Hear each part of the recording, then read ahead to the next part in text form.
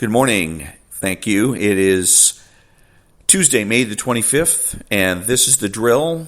Welcome to all the butchers, bakers, and candlestick makers out there. I'm Ron, your host, and the only true conservative in the United States today. So today, after I read the Daily Declaration for Spiritual Warfare, we'll have the Pledge of Allegiance and the Star-Spangled-Banner, and then a selection from vox-day's book, SJWs Always Lie. All that when I come back.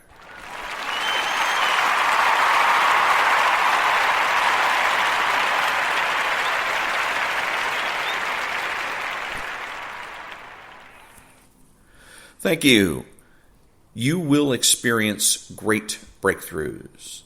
My child, I have anointed you for breakthrough. I am the Lord, your breaker, and I will go before you. I have reconciled you to myself through my Son, and have given you the ministry of reconciliation. Your light will break forth like the morning, and your healing shall spring forth speedily. You will worship me and sing praises to my name. The end of all things is at hand, therefore break through in your prayers, and be ever serious and watchful for me. Prayer declaration. Lord, through you I will experience breakthrough in every area of my life. Let me break through in my finances and in all my relationships. Give me breakthrough in my health and healing. Let me break through to new levels in my praise and worship to you. I will experience a deeper prayer life and will be ever serious and watchful for you to act in my life. Amen.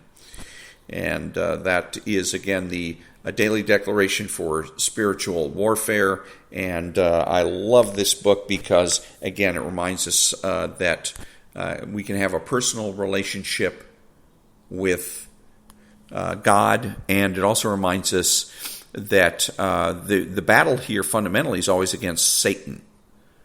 Nancy Pelosi, Maxine Waters, et al. Are doing the work of Satan. Defeat Satan, and we defeat the left. So, right now, we're going to have the Pledge of Allegiance.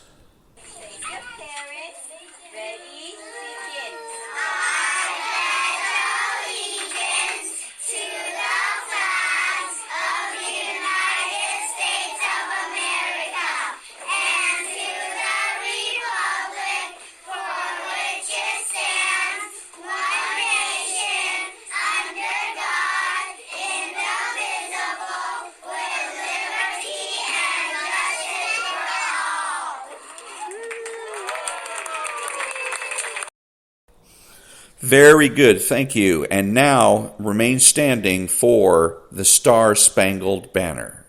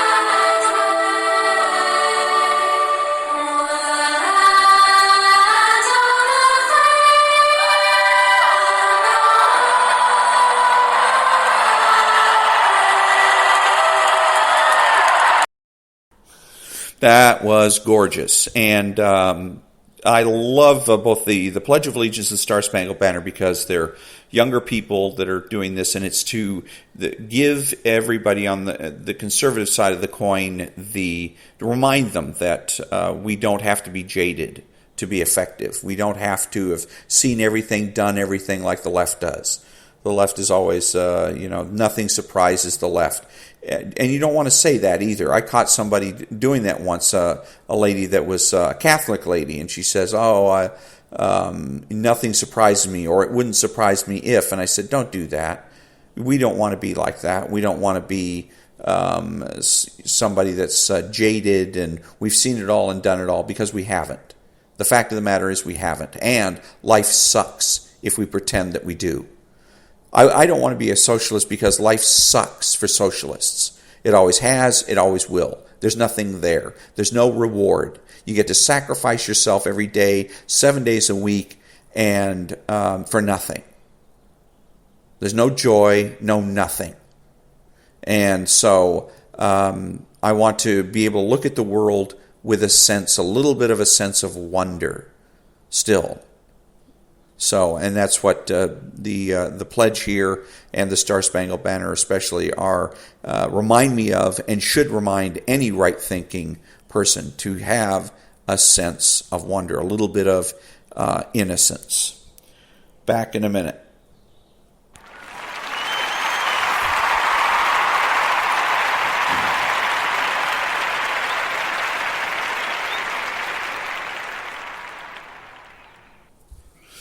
Thank you. So, vox-day, and let me see here. It's his book that's called SJW's Social Justice Warriors Always Lie. So, and I read his book. I like his book. It's got a lot of depth. It's got a lot of depth to it. This is a guy with a lot of insight. So that doesn't mean that I am a fan of his in particular. He's got some screwball ideas, particularly as Donald Trump. He had a YouTube video from 4 months ago that said that Donald Trump should be impeached, and that's just ridiculous. Absolutely ridiculous. Wrong and ridiculous. So, but this part of the book is called The Weaponized Corporation. Many individuals have believed, incorrectly, that they were immune to the enmity of social justice warriors. Consider the examples of two very different individuals who are vastly more successful, independent, and anti-fragile than the average individual. Milo and Felix, both of whom were to discover that neither success nor independence is necessarily a sufficient defense against a concerted SJW attack. And I don't think I'm going to go any farther with this particular section because both of these people are simply media hounds. He presents them as some kind of, warriors for conservatism. Let's see where we got here. Who does he start with first? I guess it's Milo. And he says he's a political provocateur. He has quick wit, flamboyant charm, and unrepentant homosexuality rendered him all but impervious to a very hostile media. Media desperately attempted to tar him as a racist, as a Nazi, a white supremacist, and a leader of Gamergate, whatever the hell that is, as the leader of the alt-right, a fraud, a con artist, an anti-Semite, pretty much every other disqualifying label they could manage to spell. So, then he goes on to Mr. Milo, and everything's good. He's able to go on to talk shows and, fend off all the criticisms and whatnot, supposedly. I haven't seen any of them, and I doubt that he really did a good job. Anyways, he goes to colleges. He's just basically a media hound. He's a gas bag, Milo is. And the other guy as well. They're just a couple of gas bags. They like attention. And so anyway, so Milo goes a little bit too far.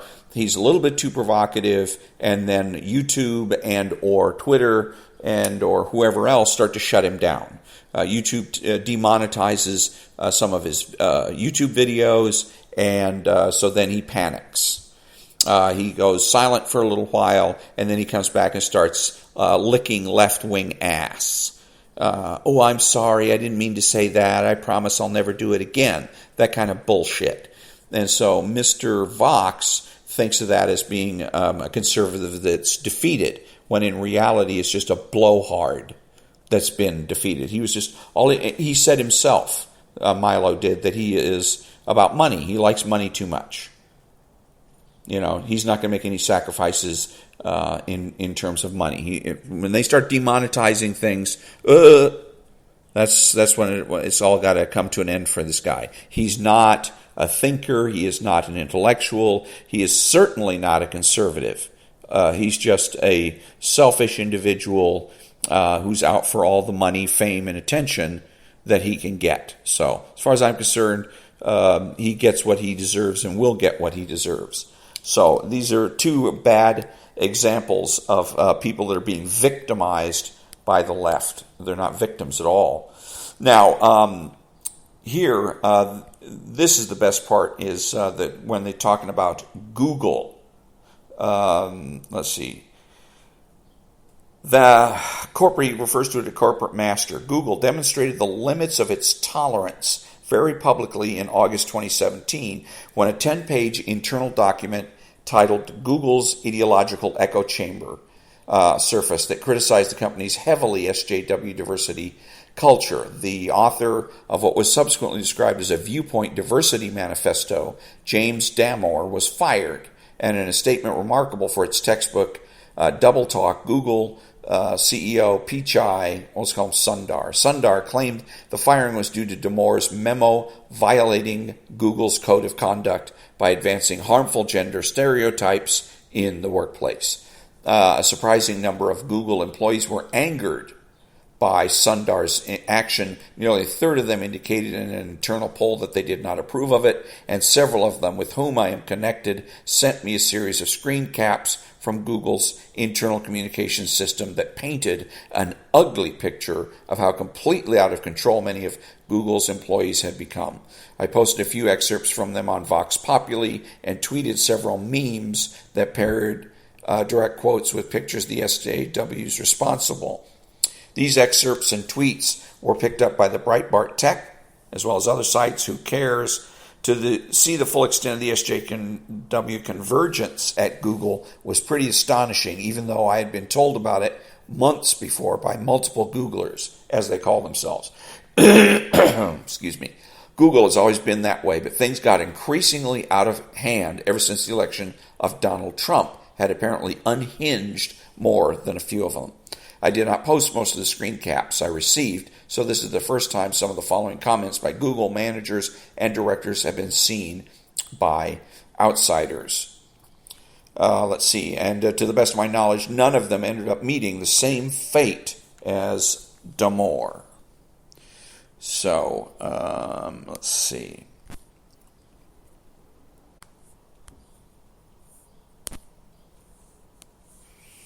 Let's see, these are some of the examples of the notes.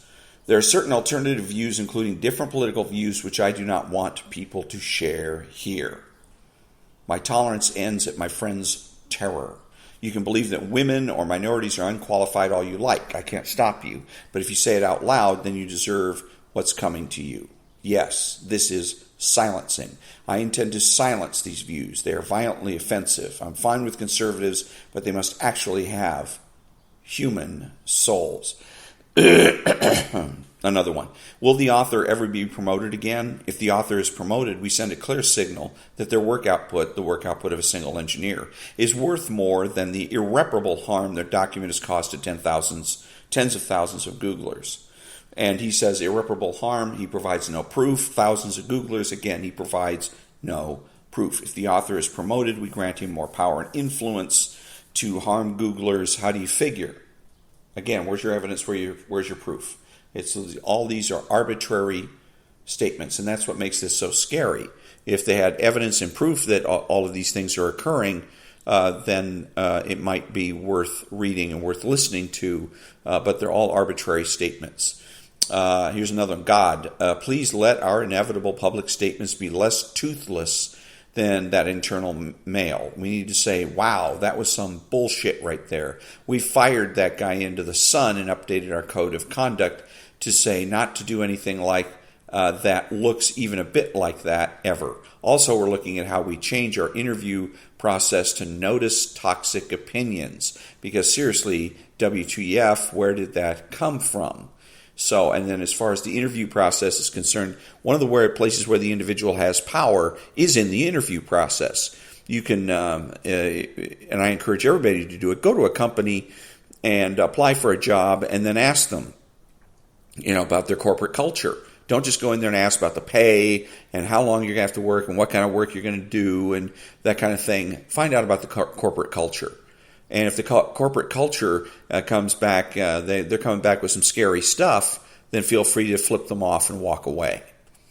Another one. So, let me be straight. These are shitty opinions. I say this with all my hats on. Ally, director, manager, human. They are the antithesis of what we're trying to do at Google. They are intellectually lazy, biased, and unkind. Now, and again, what he's doing here is arbitrary statements. He's not backing it up with any type of information whatsoever. Why? The idea is to put anybody who disagrees with him on the defensive, put them in a position of trying to prove a negative, trying to prove that they are not intellectually lazy, not biased, and not unkind. Or as the other guy said, let's see, what do they have? No, never mind. So, anyways, that's the way they put you in a position to prove the negative. These are people that don't think that they're right, that they're correct. They assume they have power because they're always successful in manipulating people to put them in the position of proving a negative, which is impossible. And if you try to prove the negative, you're going to end up questioning your own sanity. Okay, that's the game they play. It's just that simple. When you learn not to prove the negative, turn it around, make them prove a positive. Well, this is a toxic atmosphere. Prove it. Okay, memorize those two words. Prove it.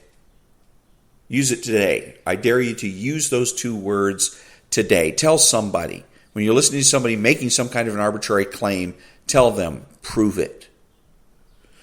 Google HR is another memo. Don't be mean to actual Nazis. They are valued coworkers. Me, they're Nazis. No, I'll absolutely go out of my way to make sure I never work anywhere near. And again, another bullshit statement because, again, arbitrary statement, arbitrarily declaring somebody to be a Nazi and daring them to prove that they're not. It's impossible. Okay, so again, this is all defamatory. What they're really doing is, if they were actually naming somebody, they would be de facto guilty of defamation. Okay, they don't have the guts to come out and say Joe Blow is a Nazi. Maybe because they know hopefully they have some morals left in their supposedly human souls, and at the very least, perhaps they realize that would present them with legal problems that they really don't want to have. Another one. From now on, I'm going to devote at least the first third of my 45-minute interview time to a discussion of experience with diversity. If the first 15 minutes don't satisfy me, I'll continue the discussion. If need be, it will take 45 minutes to encourage, and I would encourage others to do the same. Who cares? This is a guy that thinks he's a big shot. Everybody at fucking Google thinks that they're an Attila the Hun, that they're some kind of a power monger, that they rule the earth, that they are reality shapers, when in reality they're putzes, assholes, cocksuckers. While Google appears to be doing very little to quell the hostile voices that exist inside the company, I want those hostile voices to know I will never, ever transfer you onto my team, ever. I don't care if you are a perfect fit or technically excellent or whatever. And here is where Google is committing suicide. And one of the best things that we can do is just step back, starve them of talent, starve them of intellectual talent, and let them destroy themselves, because that's what they deserve. Another one. One of the great things about Google's internal communication is that as a manager, I can easily go find out if I really want to work with you. And again, why would I want to work with an asshole like you? Anybody who comes at me with an attitude like that, again, I'm going to jam them up. Prove it. Who the fuck are you? That's going to be the first question out of my mouth. Who the fuck are you? All this arrogance.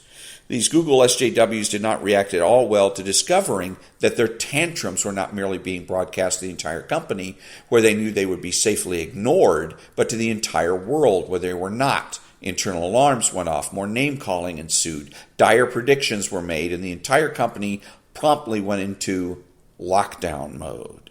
Quote, Google CEO Sundar canceled the company's much-anticipated meeting to talk about gender issues today. We had hoped to have a frank, open discussion today, as we always do, to bring us together and move forward. But our Dory questions apparently appeared externally this afternoon, and on some websites, Googlers are now being named personally. Good. I think it's called doxing. Let them have a dose of their own medicine. Sundar, skip that. Let me see what else we got. So that's a sample of some of these are people I wouldn't want to work with at all. There's got to be places or companies that I can go to work for that have got better quality people than this. That are concerned with when they report for work, they're going to do their job and they're going to help the company succeed. They're going to provide value to shareholders. In essence, they're going to mind their own fucking business. They're not here to change the world. They're not here to create a perfect society. They're here to do a particular job. Shut up. Do your job. Let's see here. What is perhaps most remarkable and demonstrates that literally no one on the planet is entirely safe from potential SJW swarming and personal destruction is the unexpected fate of the gender-confused queer rock band PWR BTTM, a mildly punkish two-piece drum and guitar band with a penchant for simple riffs and catchy melodies. They write short songs with titles like Ugly Cherries, I Want a Boy, and Dairy Queen, and are vaguely reminiscent of a more restrained Electric Six. They consider themselves to be advocates for gay pride and queer visibility and make a regular habit of wearing more makeup than Adam Ant, David Bowie, and Prince combined. They also prefer to use gender-neutral honorifics, switch instrument roles in the middle of their concert sets, and refer to themselves as MX Bruce and MX Hopkins. Who cares? It is more difficult to imagine another more approved rock band than this pair of musical performance artists. And indeed, they were the darlings of the college tour circuit until a photo appeared of one of the band members standing on a beach 5 years before next to a swastika drawn in the sand. He made the elementary mistake of apologizing for his past insensitivity, explaining that it was merely a time in my life where I thought being politically incorrect was really funny and had literally no concept of my actions, and assured everyone that the photo did not represent who he is today. Unsurprisingly, his apology went over about as well as past apologies from Nobel Prize-winning scientists have, and SJWs promptly swarmed the band. Accusations of sexual misconduct, boundary-crossing behavior were made, and despite efforts of the two band members to point out that they were gayer than Elton John, more gender-confused than Bruce Jenner, and every bit as committed to social justice, blah, blah, blah, blah, blah, blah, they were rejected by their fellow SJWs faster than a vampire fleeing the approaching rays of the dawn. Quote, the fallout was swift and absolute, with rapid-fire rejections over the next 48 hours. Touring members of the band abruptly quit. Several opening bands withdrew from an upcoming tour. Salty artist management announced that it had severed ties with the band, and etc. So they went through, got punished in various ways, shapes, or forms. Then there's a statement. There's absolutely no place in the world for hate, violence, abuse, discrimination, or predatory behavior of any kind. Polyvinyl said in a statement. In keeping with this philosophy, we want to let everyone know that we are ceasing to sell and blah, blah. The speed and severity of the response may have surprised some, particularly in the absence of an identified accuser or an official complaint, but the queer punk community has learned over the years practices of acceptance and support for its most vulnerable and marginalized members who often don't feel safe reporting an assault or violation to authorities. And again, this is an example of them eating their young. The first thing that when you get into any organization that's super radical is that they're always getting smaller instead of becoming larger because they're always looking to out people, get rid of people. You don't meet the norm. You don't meet the standard. You haven't said the right thing. Get out. It's a purity test. and they want their convictions to be as pure as possible, not polluted by everyday people. If you want to expand, then that means that you're going to have to be tolerant. You're going to have to be tolerant that there's going to be people out there that, in general, go the way that you want to go, but may not agree with you on on dotting every I and crossing every T. So they're in the process of destroying themselves. They're insignificant and becoming more and more insignificant every day. Let's see. Contrary to the average person's understanding, the more successful you are, the more vicious they will be when they turn on you. SJWs have neither friends nor allies, and they do not hesitate to turn on each other in a heartbeat. And that's exactly what I am talking about in terms of eating their young. Okay, they go after each other first. Again, the analogy I like to use is watching a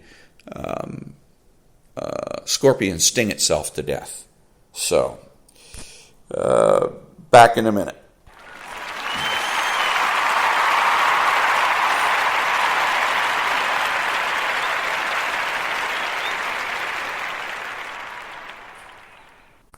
Thank you. So, just to kind of wrap up here, I wanted to talk about panaceas. One of the life's truths, one of the metaphysical laws of the universe is that there are no panaceas. There are no cure-alls. There's not one single thing that is going to cure all of your problems. It just won't.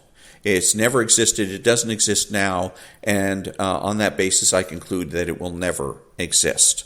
Alchemists were always looking for that kind of thing, the one deal that's going to solve all problems. And anyways, the left is convinced that it does exist, or they pretend that it exists because the right has failed to prove that it doesn't exist. Again, prove the negative. So since the right can't prove that it doesn't exist, they feel free to promote cure-alls. Now, their cure-all is attitude. Their message is that if you have the right attitude, you can do anything. Do anything, go anywhere, solve all your problems, have unlimited amounts of health and wealth, and it's just not true. It's just absolute crap. And we see examples of what kind of crap it is over and over and over again in our society. And I'm thinking particularly of a guy named former basketball coach named Jimmy Valvano, who had cancer and created a charity called the Jimmy V Foundation, whose motto is "Don't give up, don't ever give up," because that's what he said in one of his speeches. He gave some speech to the university, and he said, "Don't give up, never give up, never, ever, ever give up," and then he died of cancer. So, proof again, there is no panacea. Attitude is not a panacea. It's not a cure-all. It doesn't cure cancer. It doesn't cure anything. It may help you deal with whatever situation that you happen to find yourself in that's difficult, going through a divorce or something like that. And having a good attitude may make the difference between the experience being difficult or excruciating, perhaps something like that. But it's not going to cure the problem. It's not going to put your marriage back together. Okay, but that's what the left wants you to believe. Okay, that you should go ahead and waste your time with this panacea, because that's what it is, a waste of time. And that's why you shouldn't engage in it. That's why you shouldn't listen to them. Don't listen to the lefties that suggest that there are panaceas out there, such as good attitude. Don't listen to it. You're wasting your time. And you hear it, like I said, in commercials. A lot of commercials now promote that same idea of having a good attitude. Everything is about attitude, and it isn't. Smarts matter. Discipline matters. Talent matters. Hard work matters. Discipline, so you're using your time properly, matters. Those things matter. And the left indicates that it doesn't. None of that counts. None of that matters. They've always been trying to get rid of standards get rid of judgments so that we don't have anybody that's judged to be good, other people judged to be bad. Some people are more talented than others. We end up with then, by default, with a society in which everybody is measured equal. So now we have a society with the right attitude, and now we can go off to create, I guess, socialist paradise. But don't listen to it. It's crap. All you're going to end up doing is wasting your time. You're going to end up frustrated and demoralized, and in some cases, terrified. If you pursue this for long enough, you're 20 years old and you're dogged about continuing to pretend that attitude is everything, someday you're going to wake up, you're probably in your mid-50s, in the middle of the night, terrified out of your mind. Shaking, you're scared so bad because you're going to realize that you've been wasting your time. Reality will smack you upside the head. Okay? And you're going to realize time is no longer on your side, that in a few years you're supposed to be retired, and in a few years after that you're going to be dead. What do you have to show for your life? Nothing. Nothing. Don't go there. You don't have to go through that. You don't have to waste your time. It's the most precious commodity you've got. When you realize, hey, this attitude thing isn't getting me anywhere, feel free to walk away, go back to discipline, go back to talent, go back to smarts, go back to respecting and acknowledging reality.